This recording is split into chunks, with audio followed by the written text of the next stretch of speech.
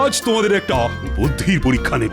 উত্তর দিতে পারলে বুঝবো মাইনে দিয়ে আমি ঠিকঠাক লোকজনই পুষছি, আর না পারলে বুঝবো কতগুলো আহাম্মককে প্রতিপালন করে যাচ্ছি। ঠিক আছে মহারাজ, প্রশ্ন করুন। কেউ না পারলেও আমি জানি যে আমি ঠিক পারবো। সকলে তাহলে শোনো, তোমাদের প্রত্যেককে 1 টাকা করে দেওয়া হবে, আর সেই 1 টাকায় এমন জিনিস কিনে আনতে হবে যা দিয়ে একটা ঘরকে ভরিয়ে তোলা যায়। এ আবার কিরকম বদখচ প্রশ্ন? হ্যাঁ, মাত্র 1 টাকা দিয়ে জিনিস কিনে ঘর ভরিয়ে তুলতে হবে? না মহারাজ, আমি পারবো না। তুমি যে পারবে না সেটা আমি ভালো করেই জানতাম। মাথায় তো তোমার ঘিলু বলে কিছু নেই, পুরোটাই গোবর, তাও আবার পচা। আগে আমার জ্ঞান সবটাই পুঁথি নিয়ে। তাই বুদ্ধির উত্তর দিতে তুমি পারবে না, এটাই আশা করেছিলাম। যাই হোক, জনে জনে আর পারবো না করতে হবে না, যে পারবে সেই বলো। তাহলে আমি বলি মহারাজ। তুমি তো বলবেই, তুমি হলে আমার মন্ত্রী, কত বুদ্ধি তোমার। বলো বলো, কি বলবি? মহারাজ, 1 টাকা দিয়ে ধুলো কিনবো, বুঝলেন কি না? 1 টাকায় বস্তা বস্তা ধুলো হবে, আর সেই ধুলো ঘরের মধ্যে ছড়িয়ে দিলেই ঘর ভর্তি। কি মহারাজ, ঠিক বলেছি কি না? আমার মাথায় কত বুদ্ধি। ওটা বুদ্ধি নয়, ওটা হলো দুর্বুদ্ধি। যেটা তোমার মাথায় বেশ ভালোই আছে। এই আহাম্মক, ধুলো দিয়ে ঘর ভরিয়ে দিলে সেটা কি আর ঘর থাকবে? সেটা তো তখন আস্তাকুড় হয়ে যাবে। না মানে থাক, আর কাঁদুনি গাইতে হবে না। ছি ছি ছি ছি। এই তুমি হলে আমার মন্ত্রী? আমার ভাবতেই লজ্জা হচ্ছে যে তোমার মতো একটা আকাট কিনা আমার মন্ত্রী। গোপাল, এবার তুমি বল। আগে মহারাজ, 1 টাকা দিয়ে আমি একটা বড় দেখে মাটির প্রদীপ, তেল আর পলতে কিনে আনবো। তারপর অন্ধকার ঘরে প্রদীপ জ্বালিয়ে দিলেই প্রদীপের আলোয় সারা ঘর ভরে যাবে। এই না হলে গোপাল। জয় গোপালের জয়, জয় গোপালের বুদ্ধির জয়। শেখো শেখো মন্ত্রী, শেখো, এখনো সময় আছে। পারলে ছুতো এ নাতায় গোপালের সমালোচনা না করে ওর কাছ থেকে শেখো। না হলে যতই চেষ্টা করো না কেন, সারা জীবন বুদ্ধির খেলায় তোমায় গোপালের কাছে হেরেই যেতে হবে। কিন্তু তোমার মুখ থেকে আর একটা কথাও শুনতে চাই না। তবে একটা কথা আজ কান খুলে শুনে নাও, গোপাল যদি আমার সম্পদ হয়, তাহলে তুমি হলে আমার চলমান আপদ। যাও যাও, দূর হয়ে যাও, তোমার মুখ আর দেখতে চাই না। আমাকে কি আপনি তাড়িয়ে দিচ্ছেন মহারাজ? তাড়িয়ে দিতে পারলে তো ভালোই হতো, কিন্তু কি করব বলো? বাড়িতে একটা কুকুর বেড়াল পুষলেও কেমন একটা মায়া পড়ে যায়। তাড়িয়ে দেব বললেই তো আর তাড়িয়ে দেওয়া যায় না। তাই থাকো, তবে ওপরওয়ালা যে মাথাটা তোমায় দিয়েছেন তার মধ্যে দুর্বুদ্ধির বদলে একটু সুবুদ্ধি ভরে রাখার চেষ্টা করো। যাও, আজকের মতো রাজসভা শেষ।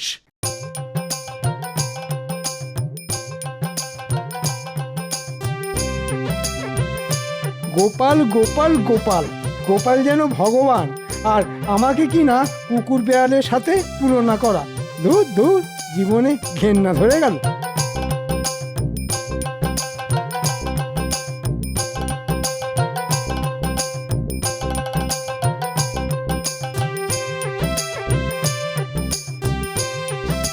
পুটিন মা, বলি ও পুটিন মা, পুটিন মা। উমা, দিদি, কি সৌভাগ্য আমার! আমার বাড়িতে দিদির পায়ে ধুলো পড়লো। এসো এসো, ভেতরে এসো। এই পথ দিয়ে যাচ্ছিলাম, ভাবলাম তোমার সাথে একটু গল্প করে যাই। খুব ভালো করেছো দিদি। এসো এসো, ঘরে এসো।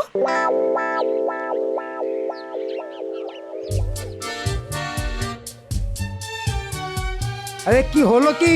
রাজসভা থেকে ফিরে কখন থেকে দুটো ভাতের জন্য বসে আছি। বলি, ভাত দেবে নাকি? দিচ্ছি দিচ্ছি। আমার তো আর 10টা হাত নেই যে বলা মাত্র ভাতের থালা সামনে চলে আসবে।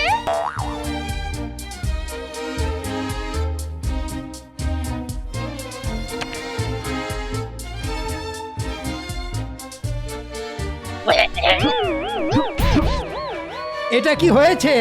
এটা কি ডাল না নুন ছাড়া ফ্যান? আর এটা কি তরকারি না গরুর জাবনা? অমন করে চেঁচাচ্ছ কেন?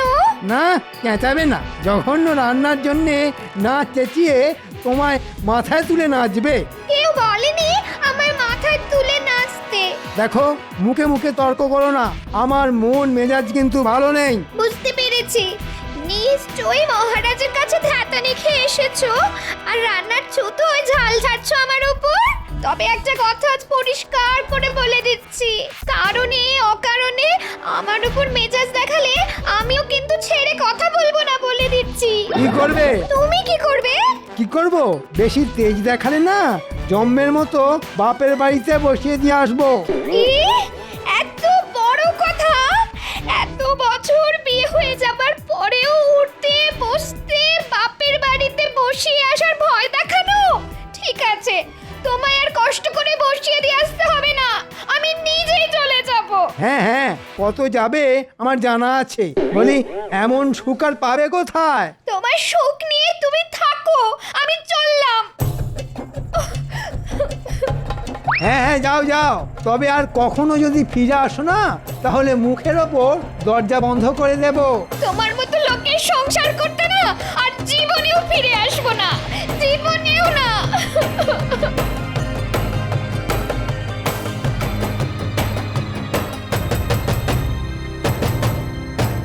আর একটু বসলে হতো না দিদি? না রে ভাই, তোমার দাদার আবার রাজসভা থেকে ফিরে আসার সময় হলো, জানোই তো ওকে। ফিরে এসে আমায় দেখতে না পেলে আবার হই চই বাঁধিয়ে দেবে গো। তাহলে কথা দিয়ে যাও, আরেকদিন আসবে। আসবো আসবো, আরেকদিন ঠিক আসবো খন।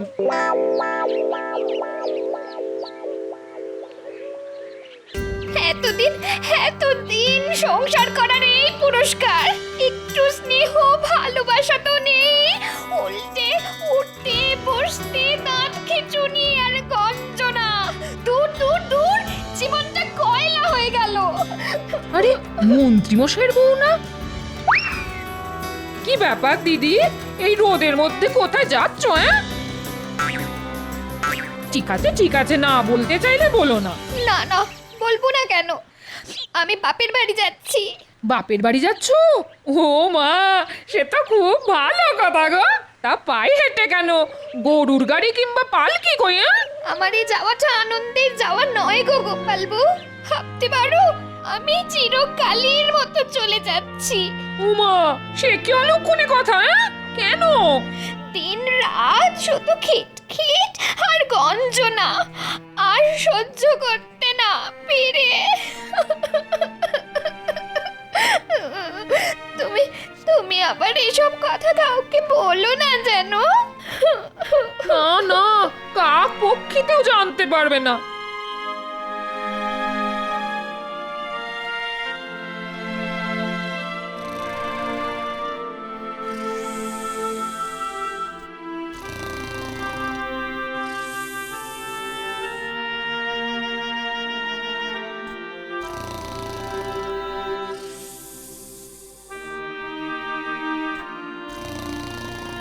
ওই দেখেছো, রাজসভা থেকে ফিরে এসে কেমন নাক ডাকিয়ে ঘুম হচ্ছে।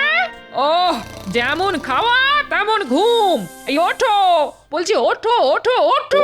এই, কি হলো কি? হ্যাঁ, ঠেলা মারছো কেন? কথা আছে। কি কথা? মন্ত্রীমশাইয়ের বউ আজ গৃহত্যাগ করেছে। হ্যাঁ, দেহত্যাগ করছে? সে কি, কখন, কি করে? আচ্ছা, ঘুমিয়ে ঘুমিয়ে কি কানের মাথাও খেয়ে ফেলেছ নাকি? দেহত্যাগ আবার বললাম কখন? বললাম গৃহত্যাগ, গৃহত্যাগ। ও তাই বলো। তাই সংবাদটা কোথা থেকে পেলে?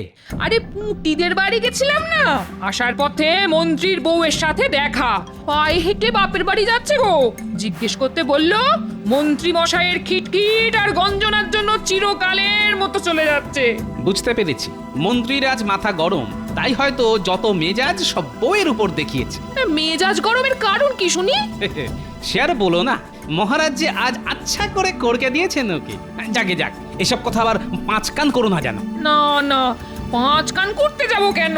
শুধু তোমাকেই যা বলার বললাম। হ্যাঁ ঠিক আছে ঠিক আছে, এখন যাও দেখি, গিয়ে তেল কাঁচা লঙ্কা দিয়ে 4টি মুড়ি মেখে আনো তো দেখি, বড্ড খিদে পেয়েছে বুঝলে।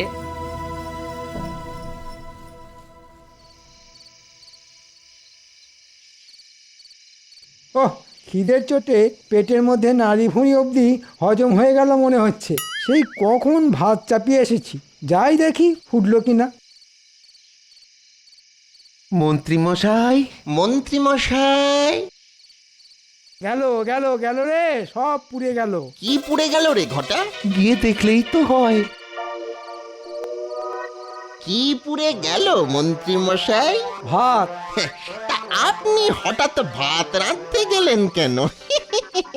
গিন্নিমা কোথায়? বাপের বাড়ি। কবে ফিরবেন? মনে হয় আর ফিরবে না, কারণ তেজ দেখিয়ে চলে গেছে। তবে আমিও আর যেচে ওকে ফিরিয়ে আনতে যাব না, তাতে যা হবার তা হবে। কিন্তু তাহলে আপনার রান্না বান্না করে দেবে কে? সেটাই একটা বড় সমস্যা। আমি যে ঘর কন্যার কাজ কিছুই জানি না। ভাতগুলো কিভাবে পুড়ে গেছে দেখ। তাহলে কি খাবেন?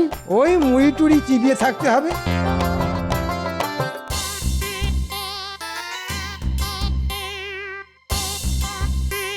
মন্ত্রীর বউ বাপের বাড়ি চলে গেছে, একটু উঁকি মেরে দেখে আসতে হচ্ছে মন্ত্রী একা একা কি করছে।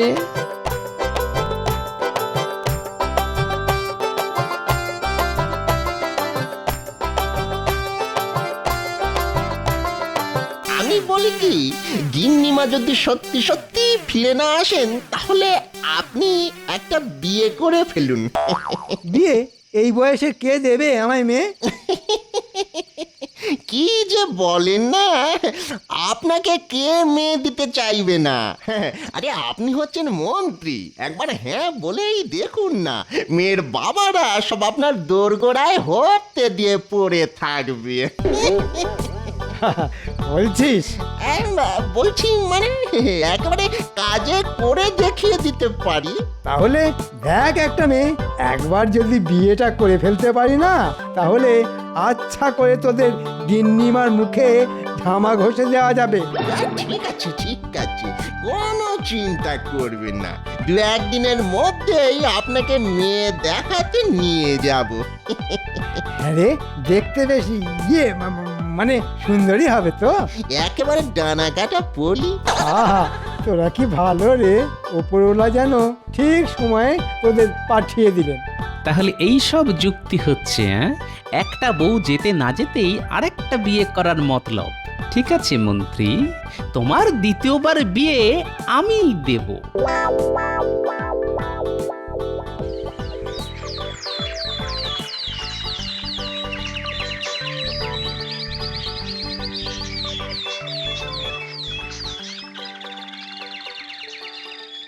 আমার কি সৌভাগ্য যে আপনি আমার মেয়েকে পছন্দ করতে এসেছেন। তাড়াতাড়ি মেয়েকে দেখান। হ্যাঁ হ্যাঁ হ্যাঁ, এই তো আনতে বলছি। কি গো, আরে শুনছো? আরে খুকিকে নিয়ে এসো।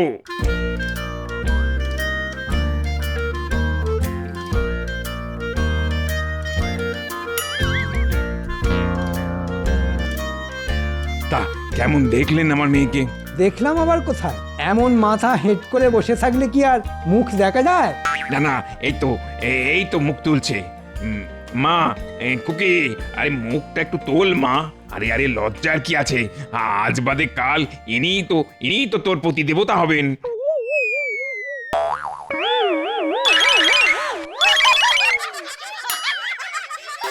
বটা, আগে এই তোর ডানা কাটা পড়ি। সবই তো ঠিকই আছে, শুধু ওই চোখের মনি দুটো ছাড়া আর কি। তবে তবে ভাত রাঁধতে পারে খুব ভালো। হ্যাঁ, নিকুচি করেছে তোদের রান্নার। মস্করা হচ্ছে, আমার সঙ্গে মস্করা হচ্ছে। আজ তোদের মেরেই ফেলবো। দাঁড়া দাঁড়া বলছি, দাঁড়া দাঁড়া।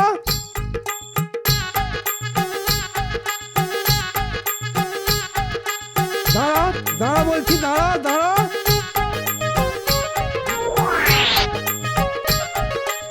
ও গোপাল দাদা, আমাদের বাঁচাও, আমাদের বাঁচাও। আরে আরে কি হয়েছে সেটা না বললে বাঁচাবো কি করে? আমার সঙ্গে প্রবঞ্চনা, ডানা কাটা পরীর নাম করে তেরা মেয়ে দেখানো। পাত্র হিসেবে আমি কি এতটাই খারাপ? টেরা মেয়ে পাত্র? কি হয়েছে মন্ত্রী মশাই, কারো বিয়ে নাকি? সেটা তোমার না জানলেও চলবে। ঠিক আছে, পরে বুঝে নেব তোদের।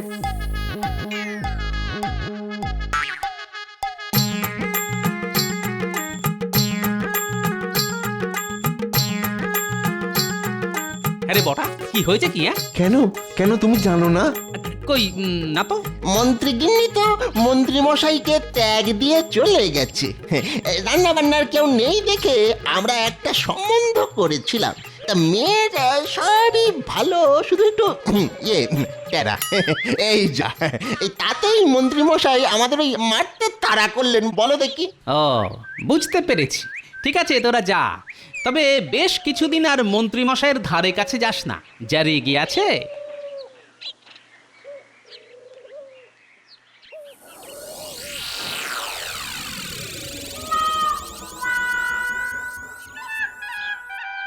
ওহ, কি পোড়া কপাল আমার! আমি এ রাজ্যের মন্ত্রী, ঘরে সোনাদানা টাকা পয়সা কোনোটারই অভাব নেই, তবুও বিকিরির মতো মুড়ি চিবোতে হচ্ছে। মন্ত্রীমশাই, ও মন্ত্রীমশাই! উফ, ঠিক এই সময় টেকোটা আবার এলো কেন? ভেতরে এসো। এগুলো দিতে এলাম, মানে আমার গিন্নি আপনার জন্য এগুলো পাঠিয়েছে। কি আছে ওতে? ওই সামান্য কিছু খাবার দাবার, ভাত, মাছের মাথা দিয়ে ডাল, রুই মাছের কালিয়া, পুঁটি মাছের টক। আমার জন্যে?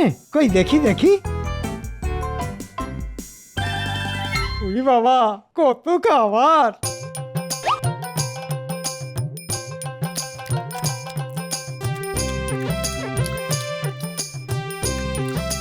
রান্না ভালো হয়েছে মন্ত্রীমশাই? ভালো, ভালো ভালো, খুব ভালো, যাকে বলে একেবারে বিশ্বের ভালো। আমার গিন্নি বলেছে যতদিন না আপনার বিয়ে হচ্ছে ততদিন এরকম খাবার আপনার জন্য পাঠিয়ে দেবে। সেটি আর হচ্ছে না। ভালো খাবার মুখে যেতেই মন্ত্রীর মনের দরজা মনে হচ্ছে খুলে যাচ্ছে। কেন হচ্ছে না? পাত্র হিসেবে আপনি কম কিসের? আসলে আমার বয়স এই তো বটা ঘটা পাত্রী দেখাতে নিয়ে গিয়েছিল। ওরে বাবা, কি বলবো, সে কি টেরা! মন্ত্রী মশাই, আপনি হয়তো চিরকাল আমাকে শত্রু ভেবে এসেছেন, কিন্তু আমি বরাবরই আপনার বন্ধু। তাই আদেশ দিলে আপনার জন্য একটা পাত্রী দেখি। আছে নাকি তেমন কোনো পাত্রী?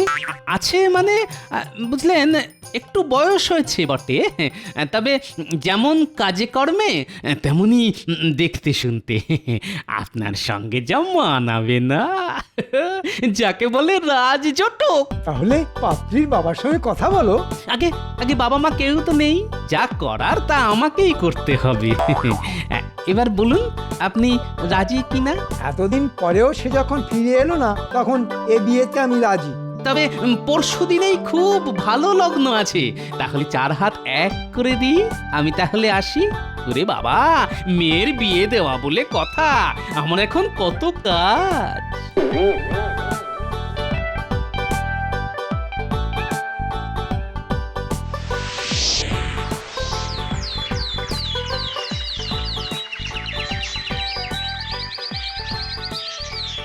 কি বলছো কি গোপাল? আগামীকাল মন্ত্রীর দ্বিতীয়বার বিয়ে, আর এই বিয়ের ঘটক হলে কিনা তুমি? শুধু ঘটকই নই মহারাজ, সেই সাথে কন্যাপক্ষ বটে, আর বিয়েটাও হচ্ছে আমার বাড়িতে। না না গোপাল, না, এ তুমি মোটেই ভালো কাজ করনি। কোথায় বুদ্ধি খাটিয়ে মন্ত্রী আর মন্ত্রীর বউয়ের মধ্যে মিলমিশ করিয়ে দেবে, তা না করে ওদের সম্পর্কটা চিরকালের মতো ভেঙে দিলে। এখন সেই মেয়েটার কি হবে সেটা একবার ভেবে দেখেছো? না না, এ বিয়েতে আমি যেতেই পারবো না। রানীমা, আপনি তো আমাকে সন্তানের মতো দেখেন, যদি দেখে থাকেন তাহলে একবার অবশ্যই আসুন এই বিয়েতে।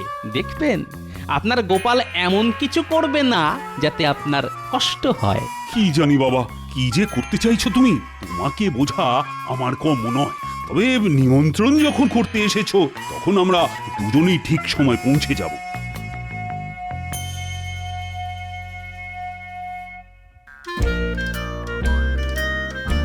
আর তো সময় নেই, এবার কন্যাকে আনা হোক। শুভ দৃষ্টির সময় সমাগত। হ্যাঁ হ্যাঁ হ্যাঁ, এই তো আনছি, শুধু মহারাজ এসে গেলেই। হ্যাঁ, আমরা এসে গেছি গোপাল। তাহলে শুরু হোক শুভ দৃষ্টি। পাত্রীকে নিয়ে এসো। চলুন মন্ত্রী মশাই, শুভ দৃষ্টি করবেন, চলুন। দেখবেন পাত্রীকে দেখলেই একেবারে গলে যাবেন।